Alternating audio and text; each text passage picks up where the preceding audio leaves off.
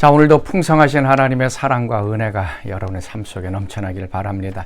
또 강력한 하나님의 성령의 역사하심이 여러분의 삶 속에 충만하길 원합니다. 자, 오늘 토요일 날입니다. 우리 선교사님 말씀을 듣는데 오늘은 온두라스에서 사역하고 있는 황출영 선교사님 같이 말씀을 나누도록 하겠습니다. 우리 생명의 삶 이 순서에서는 이제 46장으로 가야 되는데 아마 제가 이제 타이핑을 잘못했는지 이제 36장이 되었습니다. 36장 8절에서 27절 말씀 같이 보도록 하겠습니다. 그리고 이 선교사님 말씀 끝난 다음에 조은하 교수님, 우리 다음 주 금요일서부터 우리 선교 부흥을 갖게 되는데 이 조은하 교수님께서 그 작사하신 하나님의 은혜라고 하는 이 곡 어떻게 이 가사가 만들어졌는지 교수님께서 좀 잠깐 설명해 주실 것입니다. 이 동영상 같이 보시면서 우리 선교 부흥회 때 또 하나님께서 크신 은혜를 우리 교수님과 우리 교회에 좀 부어달라고 기도하는 마음을 가지고 같이 이 동영상을 좀 보았으면 좋겠습니다. 자, 오늘 우리에게 주신 말씀 창세기 36장 8절에서 27절까지의 말씀입니다. 그들이 거주하는 땅이 그들의 가축으로 말미암아 그들을 용납할 수 없었더라.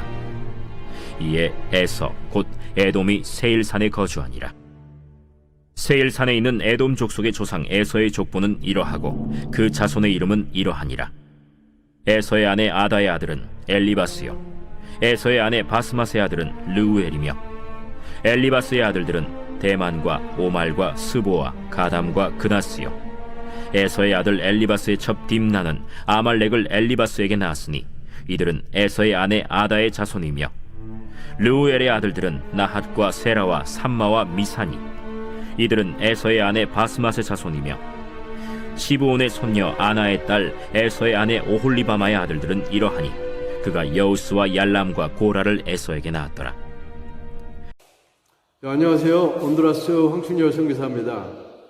여러분들 덕분에 미국 방문 잘 마치고 돌아왔습니다만 거의 2달째 홍수로 인해서 많은 지역이 물에 잠겨 마비가 되었던 온두라스 상황이 제가 돌아오는 날에도 그렇게 여의치가 못했었습니다.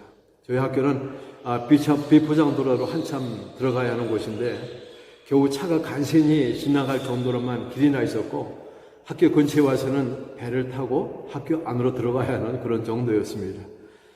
그리고 아직도 많은 주민들이 거의 2달째 밖에서 천막을 치고 이렇게 생활들을 하고 있었는데 화장실이나 또 먹고 씻을 물들이 너무 부족하고 또 식량마저 이렇게 떨어져서 많이 지쳐있는 모습들을 제가 보게 되었습니다. 또 그 중에는 우리 교회 성도들도 많이 포함되어 있어서 마음이 참 아팠습니다. 또 제가 온두라스에 도착하고 3일 후에는 선교팀 20여 분이 들어오시기로 되어 있어서 걱정이 참 많았는데 제가 도착하면서 물이 굉장히 빨리 빠졌어요. 그래서 선교팀이 도착하는 날은 거의 보통 날처럼 정리가 잘 되어서 선교팀을 맞을 수가 있었습니다. 이번 홍수 피해는 2년 전보다는 적었지만은 걱정은 앞으로 이런 어려운 일들이 자주 있을 것 같아서 어떠한 대책이 있어야 할 것 같은데 여러분 온두라스 우라골 위해서 기도 많이 해 주시기 바랍니다. 여러분 오늘 말씀은 창세기 36장 8절에서 27절까지 말씀입니다. 이 말씀에서 에서와 그 자손들의 이야기가 나옵니다. 이 말씀을 읽다 보면 에서의 자손은 하나님 나라에서 멀리 떨어져 있는 하나님의 은혜를 모르고 하나님의 선택을 받지 못하고 그렇게 살아가는 사람들임을 알 수가 있습니다. 여러분은 이미 에서에 대해서 너무나 잘 알고 계실 것입니다. 이삭의 쌍둥이 아들 에서와 야곱. 이 중에서 에서는 첫째 아들이었고 이 가문의 장자였습니다. 성경 말씀을 보시면은 에서는 털이 많은 사냥하는 사람이었다고 했는데 집에서 어머니의 가사일을 도와주는 야곱과는 달리 이 광야길을 달리면서 사냥도 굉장히 잘하고 건장한 체구를 가진 아마도 여자들에게도 인기가 굉장히 많았던 그런 멋있는 사나이였을 것이라고 추측을 할 수가 있을 것입니다. 그런데 에서와 야곱 사이에 무슨 일이 있었습니까? 어느 날 며칠 동안 들판을 다니면서 사냥을 하고 돌아온 에서가 너무나 배가 고팠습니다. 그런데 마침 팥죽을 준비하던 야곱에게 25장 31절에서 34절까지를 보면은 동생에게 팥죽을 달라 했더니 야곱이 가로되 형의 장자의 명분을 내게 팔라. 에서가 가로되 내가 배가 고파 죽게 되었으니 이 장자의 명분이 내게 무엇이 유익하리요. 또 야곱이 가로되 내게 맹세하라. 그래서 에서가 맹세를 하고 장자의 명분을 야곱에게 팔게 되었습니다. 그리고 마지막 절에 정말 중요한 것은 에서가 장자의 명분을, 다시 말하면 하나님의 축복을 소홀히 여겼더라라고 되어 있습니다. 육신의 배고픔을 참지 못하고 하나님의 축복을 잃어버리게 된 것입니다. 에서가 장자의 명분을 포기하였다는 것은 하나님 나라, 천국을 포기한 것이고 약속의 땅 가나안을 포기한 것이고 하나님께서 장자에게만 주시는 어마어마한 축복을 포기한 것이고, 더 중요한 것은 하나님의 약속의 계보를 잊지 못하고 구속사에서 이제 이후로 완전히 사라지게 된 것입니다. 여러분, 우리들에게도 이러한 장자의 축복과 같은 그런 특권 같은 것이 있다는 것을 아십니까? 우리도 세상과 구별된 거룩한 하나님의 백성이기 때문에 에서가 팥죽 한 그릇에 장자의 명분을 포기한 것처럼 하나님께서 우리들이 각자에게 주신 책임과 사명을 소홀히 여기지 말고 이 세상에 어떠한 유혹이 와도 잘 견디어 내어야 할 것이라는 것입니다. 여러분들이 사시는 미국에는 여러 가지 물자가 그래도 풍족한 편이라 물질 때문에 우리가 속을 보여주는 일은 없을 것입니다. 그런데 여기 온두라스는 정말 많은 것들이 부족합니다. 그래서 가끔 교회에서 친교를 하고 남은 음식들이나 또 구호물자를 나눠줄 때나 또 음식을 나눠줄 때에는 평소에는 보지 못했던 그런 욕심과 무서운 표정들을 성도들에게로부터 보게 됩니다. 하나라도 더 차지하고 더 가져가려고 하고, 그런데 그런 사람들 중에는요, 주로 한국교회로 치면은 안수 집사나 장로님, 권사님 같은 그런 직분을 가지고 있는 사람들이라는 거예요. 먼저 사람들을 챙겨주고 했으면 참 좋을 텐데 참 그런 광경을 보면서 당혹스럽기도 하고 씁쓸하기도 합니다. 워낙 없기 때문에 가족들 생각해서 그러는 것이라 생각하면서도 말입니다. 아무튼 오늘 하나님의 축복을 소홀히 여겼던 에서는 팥죽 사건 이후로 하나님으로부터 자꾸 멀어져 가는 그런 삶을 살게 됩니다. 자신의 형제 야곱과는 전혀 다른 그런 삶을 살게 되는데, 로마서 9장 13절에 하나님께서도 내가 야곱을 사랑하고 에서는 미워하였도다 라고 기록된 것처럼 에서는 이미 하나님의 택하심을 받지 못한, 어려서부터 믿음이 없었고 그 생활 자체가 당연히 선택받을 수 없는 그런 사람이었다는 것입니다. 또한 에서에게는 3명의 부인이 있었는데 하나님께서도 그 여인들에 대해서도 기뻐하지 않으셨고, 그리고 창세기 26장 34절 35절에도 그 에서의 아내들로 인해서 이삭과 리브가의 마음이 근심이 되었더라라고 기록되어 있습니다. 아마 이 가나안 여인들은 이방신이나 우상을 숨기는 여인들이었고 이미 오래전에 하나님을 떠나 있던 자들의 자손들이었기 때문이었습니다. 이렇게 에서는 팥죽 한 그릇에 장자의 명분을 팔았던 그 경솔한 행동만큼이나 하나님께 축복이 되지 않고 부모들에게 심히 근심이 되는 그러한 처신을 했던 것입니다. 이제 오늘 말씀 36장 삶을 살펴보시면은 참 우리들에게 많은 교훈을 주는 것들이 있습니다. 에서와 이들의 자손들이 참 이상하게도 계속 번성하고 형통하는 것을 볼 수가 있습니다. 이것은 우리가 신앙생활을 하면서 가끔은 하나님께 의심을 품기도 하고 문제를 삼기도 했던 것들입니다. 왜 하나님의 은혜 밖에 있는 사람들이, 선택을 받지 못한 사람들이, 하나님을 모르고 교회를 다니지 않는 교회 밖에 있는 사람들이 더 번성하고 풍요로운 삶을 살까? 왜 악한 사람들이 더 형통하고 잘 되는 것일까? 저는 청년 때 교회 열심히 잘 섬기다가 저 일 때문에 한 2년 동안을 교회를 나가지 못한 때가 있었습니다. 그런데 지나고 보니까 그 2년이라는 시간이 제 인생에서 가장 힘들고 고달팠고 어려웠던 시간이었다는 것을 알았습니다. 일도 실패하고 연애도 실패하고 건강도 굉장히 안 좋아졌고 마음도 피폐해져 있었던 그러한 아주 어려운 경험이 있었기 때문에 내 인생은 하나님을 잠시도 떠나서는 절대로 살 수도 없고 아무것도 안 된다는 것을 그렇게 알고 있었거든요. 그리고 야곱의 삶을 보더라도 그리 평탄한 삶을 살지 못했습니다. 고난의 연속이었었거든요. 그런데 에서와 그 자손들은 많은 지도자와 족장들이 나오고 많은 물질을 가지고 그야말로 풍요로운 형통하는 그러한 삶을 살고 있었다는 것입니다. 근데 여러분, 이러한 것들을 부러워해 본 적이 있습니까? 절대로 부러워하지 마시기 바랍니다.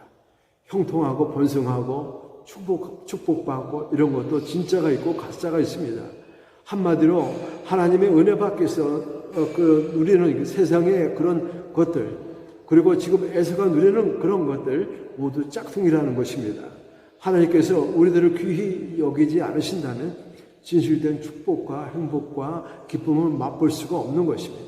그렇기 때문에 우리들은 기도하면서 간절히 구해야 하는 것은 이 땅 위에 번영이나 행복을 추구하는 것이 아니라, 그러한 삶을 사는 것이 아니라 오직 하나님의 영광을 위해서 내 삶이 하나님의 기쁨이 될 수 있어야 하고 하나님 나라와 그 의를 구하는 그런 삶을 살아야 할 것입니다.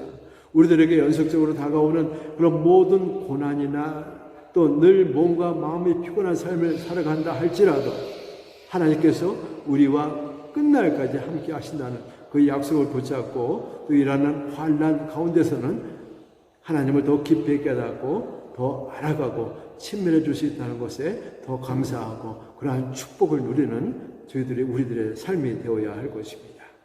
할렐루야, 아멘. 감사합니다. 나를 지으신 이가 하나님, 나를 부르신 이가 하나님, 나를 보내신 이도 하나님, 나의 나 된 것은 다 하나님 은혜라. 한량없는 불길 없는 은혜, 내 삶을 애워싸는 하나님의 은혜, 나 주저함 없이 그 땅을 밟은 도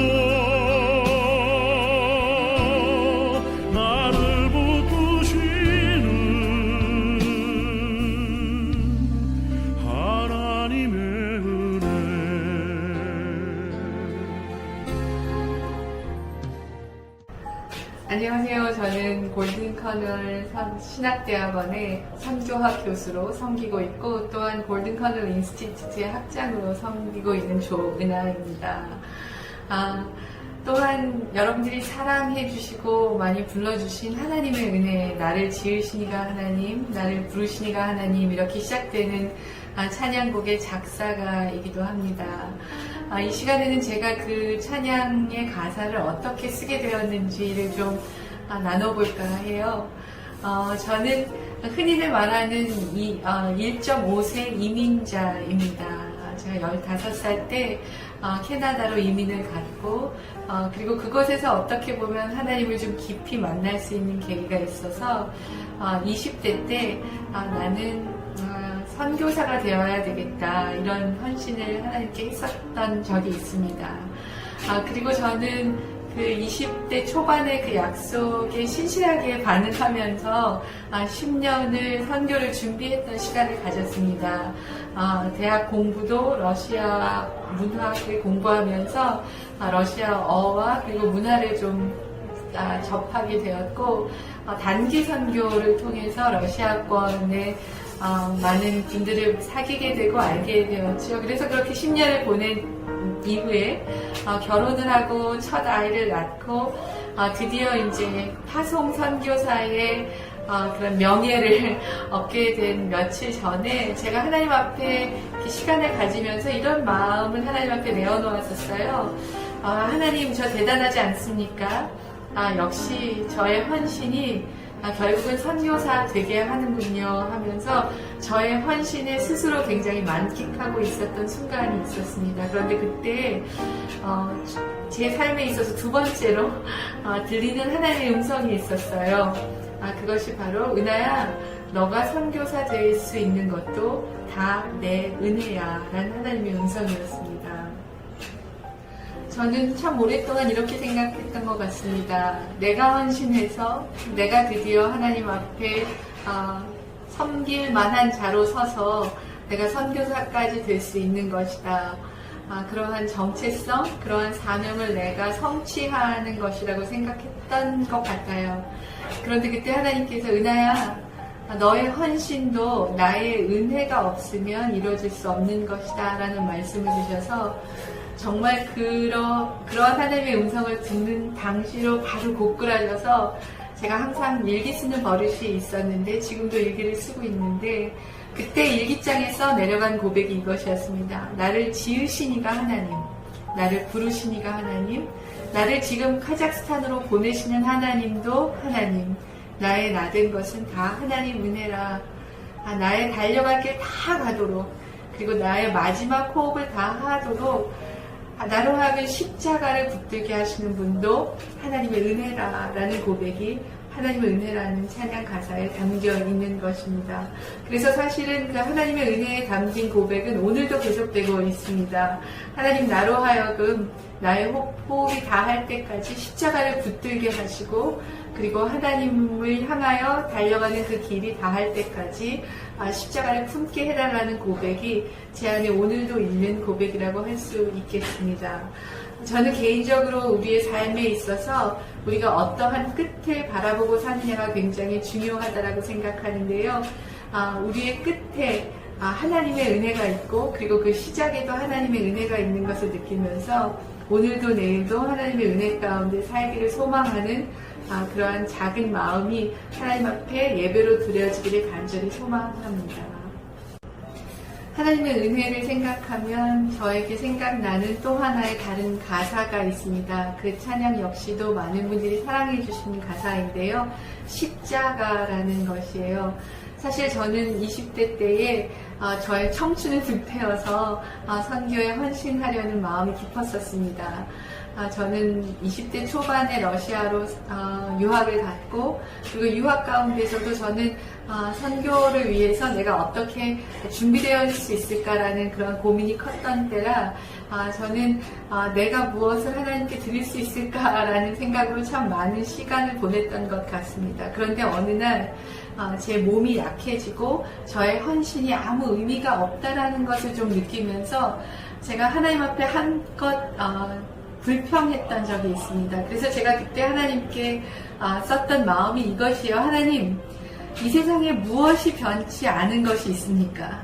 무엇이 한결같은 것이 있습니까? 만약에 이 세상에 변하지 않는 것이 있고 한결같은 것이 있으면 내가 거기에 소망을 걸겠습니다. 내가 거기에 내 삶을 던지겠습니다. 라고 하나님한테 이렇게 부르짖었던 적이 있어요. 그것이 십자가라는 찬양 가사로 이렇게 정리가 된 것이 있는데요. 무엇이 변치 않아 내 소망이 되며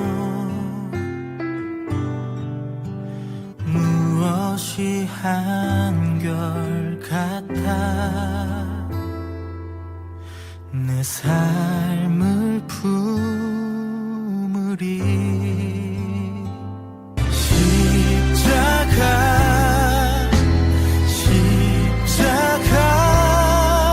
그 그늘 아래 내 소망이 있네 십자가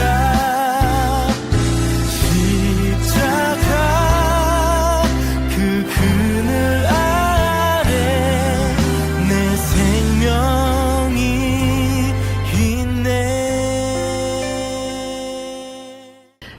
이 시대에 살아가는 많은 젊은이들이 비슷한 질문을 던지고 있는 것은 아닌가 생각합니다. 이 세상에 변치 않는 것이 있는가? 이 세상에 나를 한결같이 품어줄 수 있는 것이 있는가?